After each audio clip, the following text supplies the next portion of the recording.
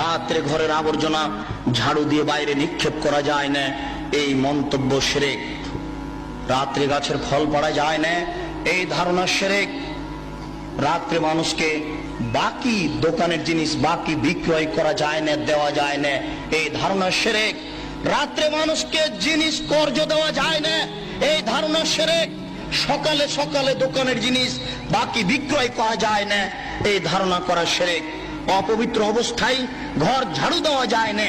আপনার স্ত্রী, আপনার বৌমা অপবিত্র অবস্থায় ফরজ গোসল না করে ভাত রান্না করতে পারে না, ঘর ঝাড়ু দিতে পারে না, এগুলি ধারণা করা শিরক।